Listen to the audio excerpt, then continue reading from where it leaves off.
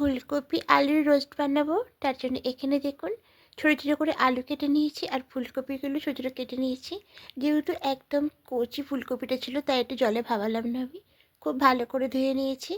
এবার এখানে সামান্য একটু লবণ মাখিয়ে দেবো, তাহলে খুব তাড়াতাড়ি নরম হয়ে যাবে আর ভাজাটাও খুব তাড়াতাড়ি হয়ে যাবে।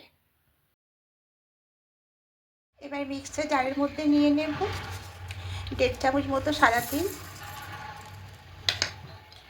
1.5 চামচ পোস্ত,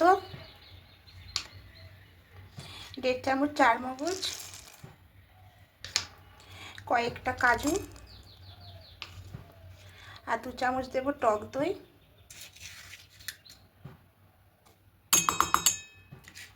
কয়েকটা দেব শুকনো লঙ্কা, সামান্য একটু জল দেব। এবার একটা পেস্ট করে নেব। এর মধ্যে সাদা তেল দিয়েছি, এবার ফুলকপিগুলো দিয়ে দেবো। রান্নাটা সম্পূর্ণ সাদা তেলে করবো।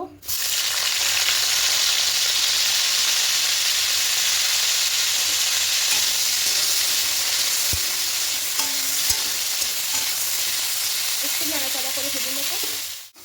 ফুলকপিগুলো হালকা করে লাল করে ভেজে নিয়েছি, এবার সবগুলো তুলে নেব। সবটা তুলে নিয়েছি, এবার এখানে আবার কিছুটা তেল দেব। এবার এখানে কেটে রাখা আলুগুলো দিয়ে দেব।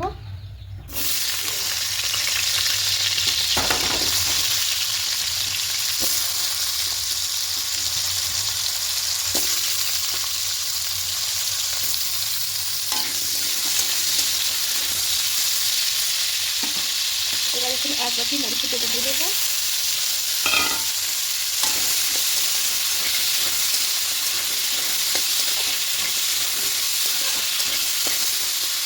একটু হালকা করে ভেজে, আলুগুলো হালকা করে ভেজে নিয়েছি, এগুলো তুলে নেব। সবগুলো তুলে নিয়েছি। এবার এই কড়াইয়ের মধ্যে আবার কিছুটা তেল দেব।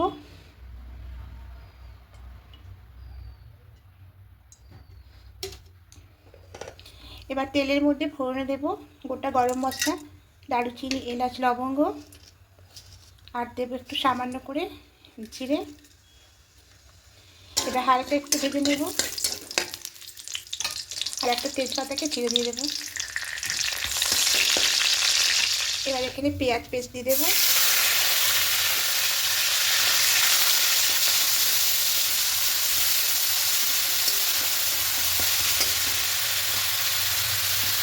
আবার এখানে পেস্ট দেবো।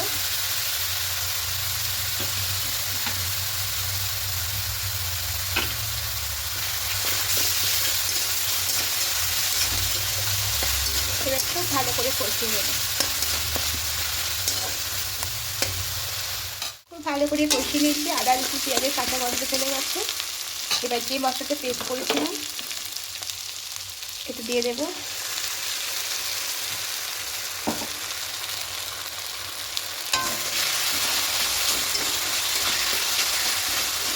এখানে মিষ্টিটা অ্যাড করবো।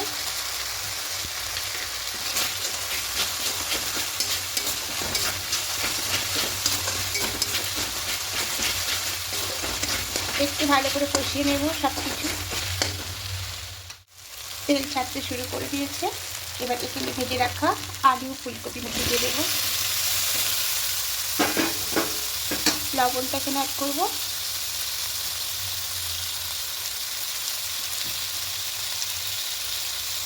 এবার খুব ভালো করে সব কিছু মিশিয়ে নেব।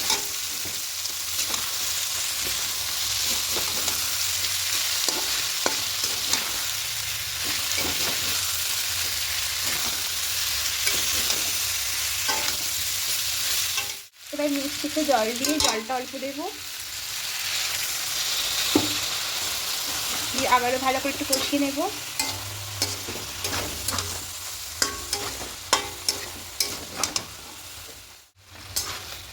খুব ভালো করে কষিয়ে নিয়েছে।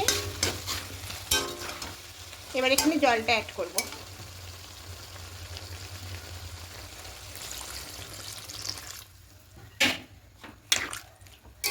খুব বেশি জল দেবো না, শুধু আলু আর কপিটা সেদ্ধ হওয়ার জন্য জলটা দেবো।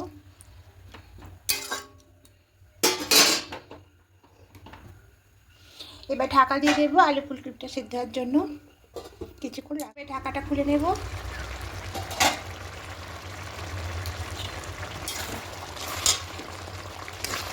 এবার দেখে নেবো সেদ্ধ হয়েছে কিনা। হ্যাঁ, একদম সেদ্ধ হয়ে গেছে। এর থেকে বেশি শুকনো করবো না। এবার এখানে বেশ কিছুটা দিয়ে দেবো গরম মশলা পাউডার।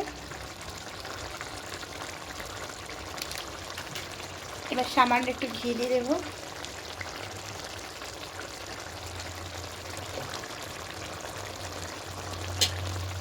খুব ভালো করে মিশিয়ে নেব।